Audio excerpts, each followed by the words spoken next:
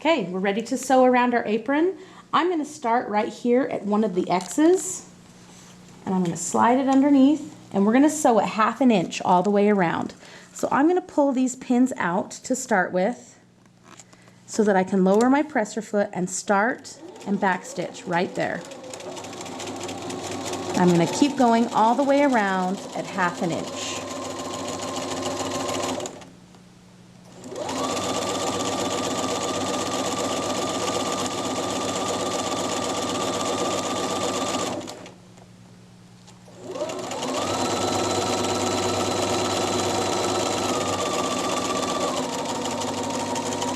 Go to the edge, I'm going to back stitch. Then, cool trick so that you don't have to take it out and clip your threads.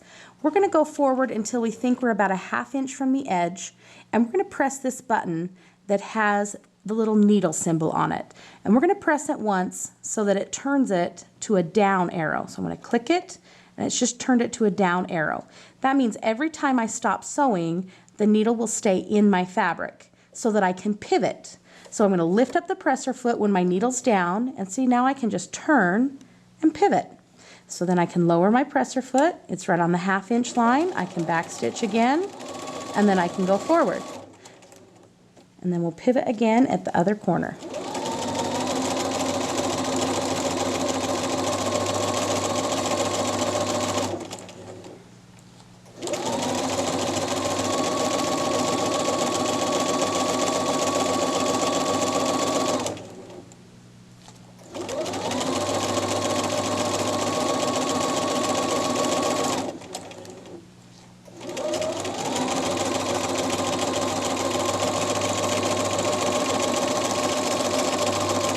I'm still going to back stitch, go all the way to the edge, back stitch, and as you come forward again, stop when you think you're about 1/2 inch from the edge. Lift the presser foot and pivot the fabric until it lines up on the 1/2 inch line. You still need to back stitch, so we're going to go forward, we're going to back stitch, and we're going to continue on going right along the edge. Now this edge is our curved edge. A lot of people get nervous about it being curved, but it's a long curve, so it will actually stretch straight. So as you sew, just keep it on the line and you'll be just fine.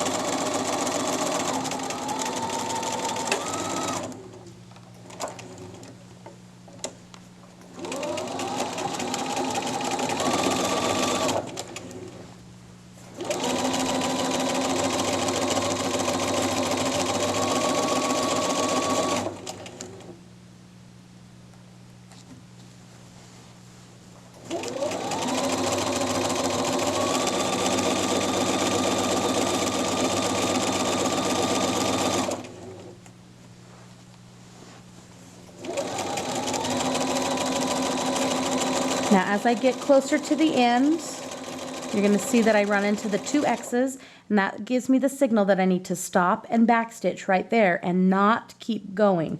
So I'm going to take these pins out, and I'm going to go forward just a little bit more, and then I'm going to backstitch right here. So that when I take this out, you'll see that I have a little bit of a gap right here. So I'm going to trim my threads on the front and the back, on both sides where I stopped, and then we're going to clip the corners, but we're going to lay it out flat so it's a little bit easier to see. So here I have my apron. It's completely sewn all the way around, and just like our pillowcase, we need to clip the corners in order for those corners to be sharp at the end. The reason I still backstitched is so when I do clip the corners, we still have quite a bit of strength left in our stitches. So remember, do not cut through the straight stitching, but do cut out the bulk at all the corners, all the way around.